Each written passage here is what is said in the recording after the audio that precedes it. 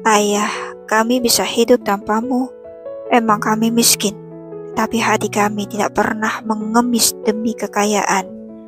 Bab 1. Judul Setelah Ayah Selingkuh. Penulis Rifalsah Ramadan, SKMM.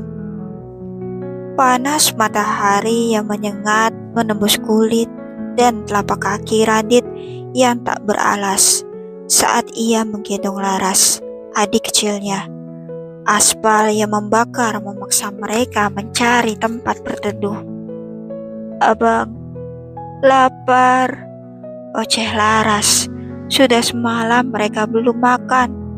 "Sabar ya dek, abang pasti dapat makanan," jawab Radit sambil tersenyum menatap mata adiknya. Ia memungut botol bekas, memipihkannya, lalu mengikatnya di kaki sebagai alas. Radit mengais sampah di tempat sampah warteg pinggir jalan. Beruntung menemukan sisa nasi kuning dengan seperempat tempe goreng. Ia berlari menghampiri Laras, membersihkan tangan seadanya, dan menyuapi adiknya. "Dek, makan ya," katanya meski lapar. Radit mendahulukan Laras. Setelah makan, Laras minum air bekal dari rumah. "Abang, aku jalan aja. Abang pasti lelah menggendongku," ujar Laras manis. Radit teringat ayahnya yang sudah 2 tahun tidak pulang. Meski ibu selalu berkata, ayah bekerja di luar kota mencari uang. "Dek, jika ada ayah, mungkin hidup kita nggak seperti ini. Di mana ayah kita ya dek?" gumamnya. "Jangan dek, biar abang yang gendong kamu. Kamu pegang aja botol bekas yang sudah kita kumpulkan. Aspalnya panas banget dek. Ini abang pakai botol untuk alas kaki," ucap Radit sambil terus berjalan menggendong adiknya. "Aku akan nabung bang, mau belikan sendal buat abang," ucap Laras dengan wajah polos. "Gak usah dek, mending uangnya kita kumpulkan untuk membeli obat ibu. Ibu sering pingsan mendadak sejak ayah tidak ada." "Abang, aku ingin menjadi dokter kalau besar. Jika ibu sakit, aku bisa mengobati ibu," kata Laras. "Semoga ada jalan ya dek untuk mendapatkan cita-citamu.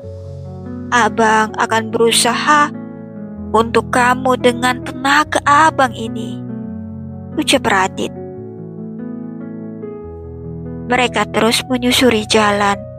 Radit masih menggendong Laras. "Abang, ayah mana sih bang?" tanya Laras. "Abang gak tahu dek kemana ayah pergi. Ibu hanya bilang ayah pergi untuk mencari uang," jawab Radit. "Mencari uang lama banget bang, gak balik-balik. Apa ayah tidak ingat pulang bang?" tanya Laras lagi. "Gak tahu dek," jawab Radit singkat.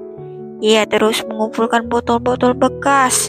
Setiap penemuan adalah kebahagiaan, karena itu adalah pundi-pundi uang bagi mereka. Radit mengajak Laras mencari botol bekas dari pagi hingga maghrib karena ibu sakit. Kehidupan Jakarta yang kejam memaksa Radit dewasa sebelum waktunya. Selama 2 tahun, ia menjadi tulang punggung keluarga.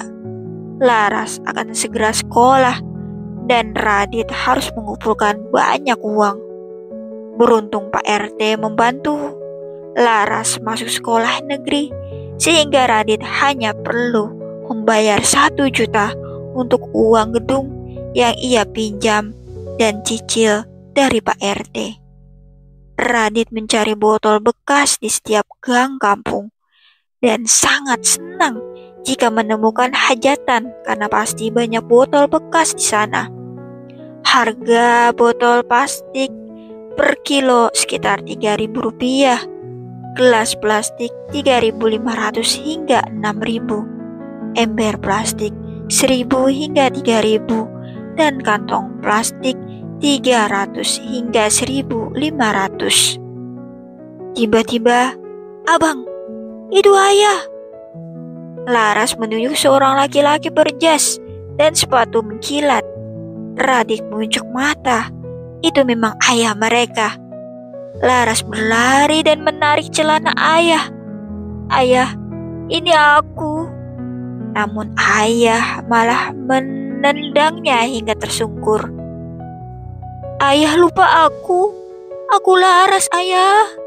Lagi-lagi Laras menarik celana ayah dan ayah menendangnya kembali. "Hai gembel, jangan ngaku-ngaku sebagai anakku. Aku gak punya anak seperti gembel.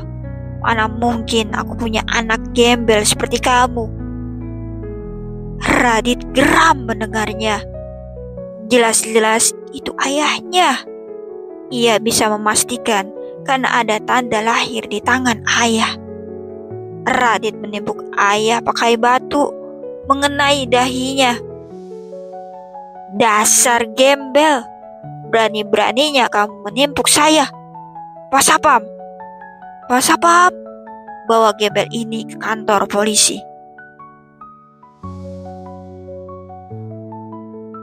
Mendengar kata polisi, Radit segera menggendong Laras. Ia masih memegang karung, mengalungkan tangannya ke leher Radit. "Dek, pegangan yang kencang." Radit berlari sekuat tenaga, bersembunyi di kamar mandi masjid.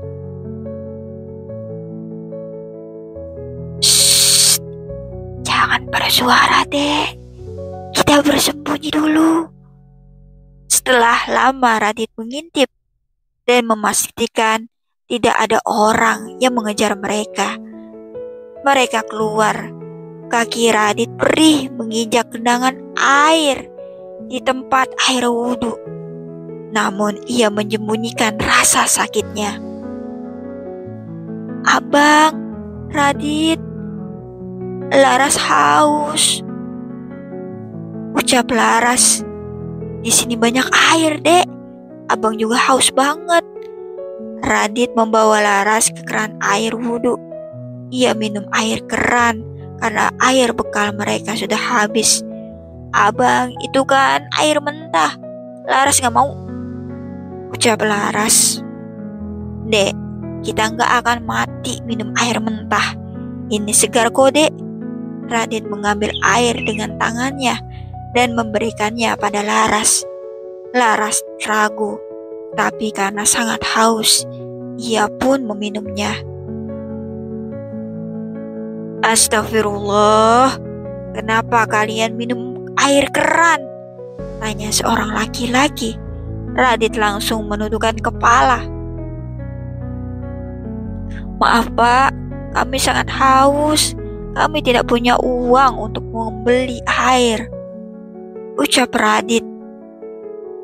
Bapak itu mungkin iba, lalu memberikan 2 lembar uang merah.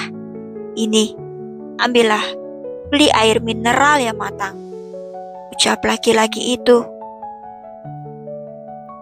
"Gak usah Pak, kami bukan pengemis," tolak Radit. "Saya gak berpikir jika kalian pengemis. Ini saya sedang beramal. Karena bertemu dengan kalian, ya saya berikan amal ini," kata laki-laki itu. "Bang, ambil aja," bisik Laras. Radit dengan ragu-ragu mengambil 2 lembar uang merah itu.